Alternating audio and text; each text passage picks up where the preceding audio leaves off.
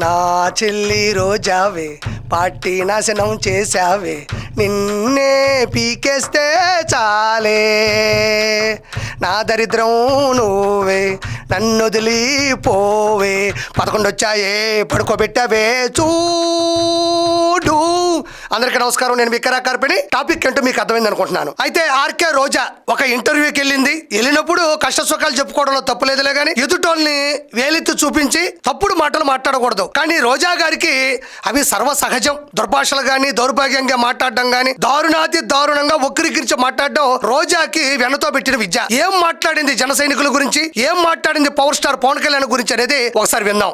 అవసరమైతే home minister తీసుకుంటాడు మా నాయకుడని పవన్ కళ్యాణ్ అభిమానులు జనసేన నాయకులు చెప్తూ ఉన్నారు. అంత సిగ్గులేని జెండా మోసే కూలీలు నేను ఎక్కడ చూడట్లా. ఎక్కడ ఆర్కే రోజా సిగ్గులేని జెండా కూలీలు అని జన సైనికుల గురించి మాట్లాడుతుంది. జెండా కూలీలు గుర్తుపెట్టుకో ఆర్కే రోజా, ఆ జెండా కూలీలే సుత్తి శానం పలుగు పారా పట్టుకొని కొడితే 150 అడుగులు ఎత్తున ఉండేటువంటి గోడ 11 అడుగులకు పడిపోయింది. కొత్తమట్టమైన గోడ నేలమట్టం అయిపోయింది. అదే జనసేన కూలీలు అంటే నీ భాషలో చెప్తున్నా. సుత్తి శానం అంటే ధర్మం న్యాయం, పలుగు పారా అంటే ప్రేమ అభిమానం. పట్టు కొడితే కొత్తమట్టమైన గోడ కిందకొచ్చి పడింది. జన సైనికుల గురించి మాట్లాడతావు నువ్వు.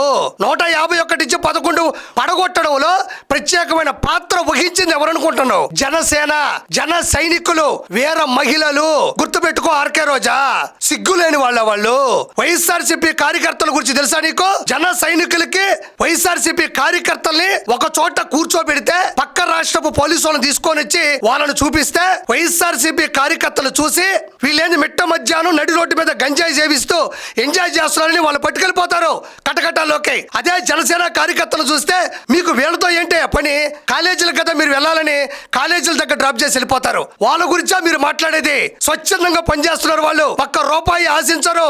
గొప్ప జీవితాన్ని, ఆనందాన్ని, లగ్జరీ లైఫ్ ని, కెరీర్ ని అన్ని పక్కన పెట్టి కేవలం ప్రజలకు సేవ చేయాలి అని జీవితాన్ని పణంగా పెట్టి జనాల మధ్యన వచ్చినటువంటి జనసేన నాయకుడు పవన్ కళ్యాణ్ గారికి మద్దతుగా వారు పద్ధతిగా వెళ్తున్నారు. వాళ్ళే జన సైనికులు. జనసేన కార్యకర్తలకి వైఎస్ఆర్సీపీ కార్యకర్తలతో పోటీ పెడితే ఎలా ఉంటుంది తెలుసా?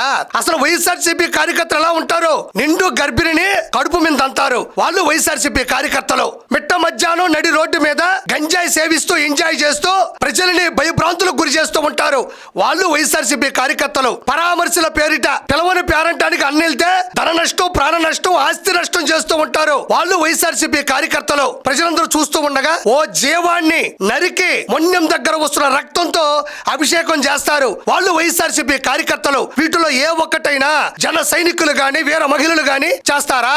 వాళ్ళ జెండా తప్ప అన్ని పార్టీల జెండాలు మోస్తారు. నువ్వు టీడీపీ నుంచి 2 సార్లు బీఫామ్ తీసుకున్నావు. ఒకసారి చంద్రగిరి, రెండోసారి నగిరి. 2 సార్లు బీఫామ్ తీసుకుని నారా చంద్రబాబు నాయుడు గారి తెలుగుదేశం పార్టీ కండువా ఏ నుంచి దాకా వేసుకున్నావు కదా, అక్కడి నుంచి వైఎస్ఆర్సీపీ పార్టీలోకి వచ్చావు. ఇప్పుడు వైఎస్ఆర్సీపీ కండువా వేసుకున్నావు. ఎవరు కండువాలు మోస్తున్నారు? ఎవరు జెండా కూలీలు? నువ్వు జెండా కూలీవి కదా, వాళ్ళు జెండా కూలీ అని నువ్వు అంటున్నావు. నువ్వు కూలిపోయిన జెండానే మోస్తున్నావు, నోరు మూస్తున్నావు. 6093 అన్న ఖైదీ నెంబర్, 45004 నువ్వు ఓడిపోయిన నెంబర్. 45,004 ఓట్ల తేడాతో నగిరిలో ఓడిపోయిన నీ తీరు ప్రజలకు తెలియదా? వాళ్ళ నాయకుడికి భజన చేస్తాడు.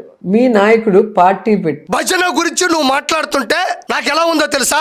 నీ నోటికి తాళాలు, నీ భజనకి మేళాలు ఈ ప్రపంచంలో దొరకవు. ఎన్ని తాళాలు వేస్తే నీ నోటి గుండా వచ్చేటువంటి దుర్భాషలు, గబ్బు మాటలు ఆపగలం. ఎన్ని మేళాలు వాయించినా నీ భజనే వాటిని ఓవర్లాప్ చేసి ఓవర్లేడ్ చేసుకొని నీ ఓవర్ యాక్షన్ కి ఆ మేళాలే ఆగిపోతాయి. మా వల్ల కాదు స్వామి అని చెప్పి నువ్వు భజన గురించి మాట్లాడుతున్నావా? తిరుమల కొండ మీదకు వెళ్ళి తిరుమల శ్రీవారి గురించి మాట్లాడకుండా అన్న గురించి భజన చేసిన చరిత్ర నీది. అసెంబ్లీలో ప్రజల సమస్యల మీద పోరాటం చేయకుండా జగనన్న నీకు నా సెల్యూట్, 2024 జగనన్న వన్స్ మోర్ ఈ భజనలన్నీ చేసింది ఎవరు? నువ్వు కాదా? నీ భజనకి ఒక లొకేషన్ ఉందా, ఒక సిచ్యువేషన్ ఉందా? దేనికి నువ్వు మళ్ళీ జన సైనికుల గురించి మాట్లాడుతున్నావు? నువ్వు మీ నాయకుడు పార్టీ పెట్టి ఎవరికి ఉపయోగం? ఎవరికి ఉపయోగం అంటే ఆదుకున్న కౌలు రైతులను అడుగు, ఎవరికి ఉపయోగమో తెలుస్తుంది. మహిళలు వరల్డ్ కప్ లో గెలిస్తే సొంతంగా ప్రతి మహిళకి తన సొంత ఖర్చులతో 5 లక్షల రూపాయలు ఇచ్చాడు. అడుగు ఎవరికో ఉపయోగమో తెలుస్తుంది. అడుగు కూడా పెట్టలేని అడవిలో ఆదివాసీల కోసం రహదారులు అడుగడుగున వేయించాడు. అడుగు ఎవరికి ఉపయోగమో తెలుస్తుంది. గ్రామ సమస్యల పరిష్కారం కోసం రాష్ట్ర వ్యాప్తంగా ఒక్క రోజు 23,000 గ్రామ సభలు నిర్వహించాడు. వెళ్ళి అడుగు ఎవరికి ఉపయోగమో తెలుస్తుంది. తెలంగాణలోని అంజన్న కొండగట్టుకి 33 కోట్ల రూపాయల నిధులను కేటాయించాడు. వెళ్ళి అడుగు ఎవరికి ఉపయోగమో తెలుస్తుంది. నీకు తెలియదా ఇవన్నీ? తెలుగు ముసుగేసుకొని మాట్లాడుతున్నావా? He's an power star, he's an population star, he's an YSRCP కా షేర్. నీకు తెలియదేముంది? ప్రత్యేకంగా చెప్పాలా ఏంటి ఆయన గురించి? ప్రజలకు ఉపయోగమా, మీకు ఉపయోగమా, ఆయనకు ఉపయోగమా? ఆయనకి ప్యాకేజీలు తట్టుకోవడానికి తప్ప పొలిటికల్ పార్టీ దేనికి? ప్యాకేజీలు అంటున్నావు, నువ్వు చూసావా ప్యాకేజీలు? నువ్వు చూడనప్పుడు, నీ దగ్గర ఆధారాలు లేనప్పుడు ఆరోపణలు ఎందుకు? నిరూపణలు ఉన్నాయా నీ దగ్గర? నువ్వు చూసావా ప్యాకేజీలు? ఆయన డబ్బులు సంపాదించుకోవాలి అనుకుంటే తను అనుకున్న ఇండస్ట్రీలో ఉంటే చాలు కదా. హీస్ అన్ పవర్ స్టార్, కోట్లాది మంది జనాల యొక్క ఆరాధ్య దైవం ఆయన సినిమా ఇండస్ట్రీలో. ఆయన అక్కడ ఉంటే సరిపోదా? He's an pan India star, కోట్ల రూపాయలు రెమ్యునరేషన్ తీసుకునేటువంటి స్టార్. ఆయన ఎక్కడికి వచ్చి డబ్బులు తీసుకొని చేయాల్సిన అవసరం ఏముంటుంది? అసలు ఆయన గెలుపు ఒక గెలుపు మీరు చెప్పండి. 21 సీట్లలో నించుంటే ఆయన ఓటింగ్ శాతం ఎంత? 21 ఎలా గెలుస్తాడు? దాన్ని బట్టే ఈ మొత్తం ఎన్నిక ఎంత ఫేక్ అనేది మీరు అర్థం చేసుకోవాలి. 2 చోట్ల నిలబడితే 2 చోట్ల నేను అనేది అదే ఒకటే ఆర్కే రోజా. 21 సీట్లు అంటే 2 చోట్ల ఓడిపోయిన ఒక వ్యక్తి 2 పక్కన ఒకటేసుకొని 21 సీట్లకి 21 సీట్లు ఎలా గెలిచాడు నేను నిన్ను అడుగుతున్నా. ఎంత కష్టం ఉండాలి, ఎంత ధర్మం ఉండాలి, ఎంత న్యాయం ఉండాలి, ఎంత పట్టుదల ఉండాలి, ఎంత త్యాగం ఉండాలి, ఎంత స్వయం కృషి ఉండాలి, ఎంత పట్టుము ఉండాలి. కష్టపడ్డాడు, ప్రజలు నమ్మారు, మీ మీద ఉమ్మారు. ప్రత్యేకంగా చెప్పనక్కర్లా. అసలు అతను పొలిటికల్ గా గెలిచే పరిస్థితే లేదు. ఆయన గెలుస్తానని నమ్మకం ఉంటే జబర్దస్త్ టీమ్ ని గాని, టీవీ ఆర్టిస్టులు గాని, కుటుంబంలో ఉన్న మొత్తం ఆర్టిస్టులు, కుటుంబంలో ఉన్న బంధువులందరినీ ఎందుకు వచ్చి ఆయన ఎవరిని పిలవలా. పవన్ కళ్యాణ్ గారు జబర్దస్త్ ఆర్టిస్టులు, సినిమా ఆర్టిస్టులు, సీరియల్ ఆర్టిస్టులు కుటుంబాన్ని ఆయన పిలవలా.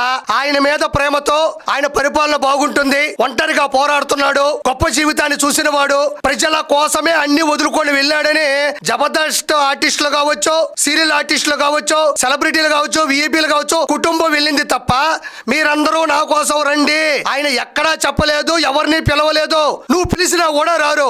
ఎవరు వస్తారు నీ కాడికి? నీ కుటుంబమే సరిగ్గా నీతో నిలబడదు. నువ్వు పిలుచుంటావు, బతివులాడుంటావు, రండి నన్ను కాపాడండి, నన్ను నిలబెట్టండి అని చెప్పుంటావు. మన నోటి దోల, మనం ఇంత ముందు మాట్లాడేటువంటి మాటలు, నిలకల్లేని తత్వం, ఆయన మీద అభిమానంతో ఆయన అభిమానులు కావచ్చు అందరూ వచ్చారు. నీ కోసం ఎవరు రారు.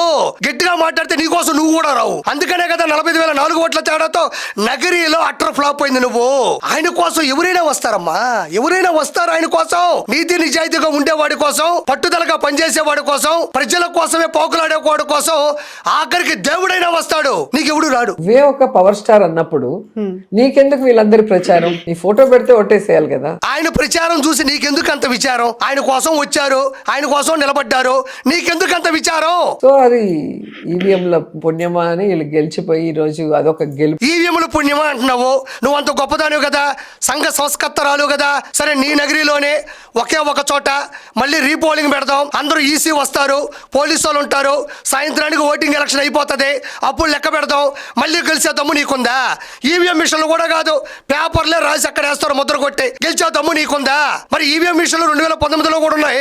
మరి 151 సీట్లు ఎక్కడొచ్చాయి? అన్న ఓడదీసింది ఏంది? పెరిగి కట్టలు కట్టింది ఏముంది? పోనీ గెలిచినామన్న సంతోషం మీకుంది. ప్రజల డబ్బుల్ని వృధా చేయడంలో నెంబర్ 1 ఎవరంటే పవన్ కళ్యాణ్, చంద్రబాబు నాయుడు, లోకేష్. మరి ప్రజల ధనాన్ని వృధా చేస్తున్నాను అంటున్నావు. అన్న ప్యాలెస్ లో పనిచేసే వాళ్ళకి, పర్సనల్ వర్కర్స్ కి గవర్నమెంట్ నుండి శాలరీలు ఇప్పించాడు. దాన్ని ధనాన్ని దుర్వినియోగం చేయడం అనరా? లండన్ కి స్పెషల్ ఫ్లైట్ లో వెళ్తాడు ప్రజల సొమ్ముతో, దాన్ని ధనాన్ని దుర్వినియోగం చేయడం అనరా? అడ్డదిడ్డంగా పనిచేసే వాళ్ళకి, అస్సలు బుద్ధి లేని వాళ్ళకి సలహాదారులుగా ఇచ్చి లక్షల రూపాయల జీతాలు ఇచ్చాడు. దాన్ని ధనాన్ని దుర్వినియోగం చేయడం అనరా? దీనితో పాటు ఋషికొండ ప్యాలెస్ ని కేవలం భార్య పిల్లల కోసమే కట్టించాడు. దీన్ని ధనాన్ని దుర్వినియోగం చేయడం అనరా? ఆంధ్ర రాష్ట్ర వ్యాప్తంగా ప్రతి జిల్లాలో ప్రజల డబ్బుతో ప్రభుత్వ స్థలాల్లో నిర్మాణాత్మకమైనటువంటి వైఎస్ఆర్సీపీ కార్యాలయాలు కట్టించుకున్నాడు. దీన్ని ధనాన్ని దుర్వినియోగం చేయరా అని నేను ఈ రోజు ప్రశ్నిస్తా ఉండా.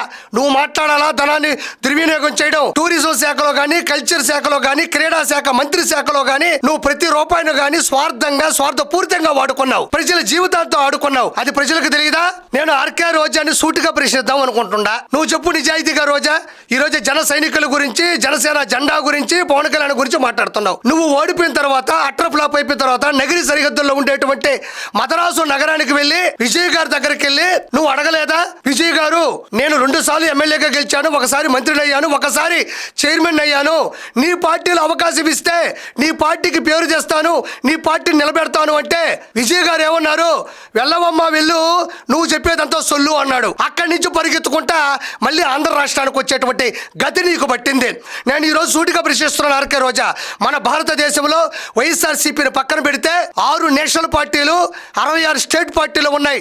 నీకు దమ్ముంటే, నీకంత అనుభవం ఉంటే, నువ్వు అంత స్టార్ హీరోయిన్ అయితే, నువ్వు స్టార్ డైరెక్టర్ భార్యవి అయితే, నువ్వు తిరుపతి అమ్మాయివి అయితే, ఈ 6 నేషనల్ పార్టీలు, 66 స్టేట్ పార్టీల దగ్గరికి వెళ్ళి సీటు తెచ్చుకునే దమ్ము గాని నీకు ఉందా? నీకు సీటు కాదు కదా, స్వీట్ కూడా ఎవరు తినమని. నిన్ను రాజకీయ పార్టీలో కాదు, వీకెండ్ పార్టీలో కూడా పిలవరు. ఎందుకంటే నువ్వు కరెక్ట్ పర్సన్ కాదు కాబట్టి, నువ్వు కరెక్ట్గా ఉండవు కాబట్టి, నువ్వు కరప్షన్ పర్సన్ కాబట్టి నిన్నెవరు దేకే పరిస్థితిలో కూడా ఈరోజు ఎవరూ లేరు అని నేను మనస్ఫూర్తిగా చెప్పడం జరుగుతూ ఉంది.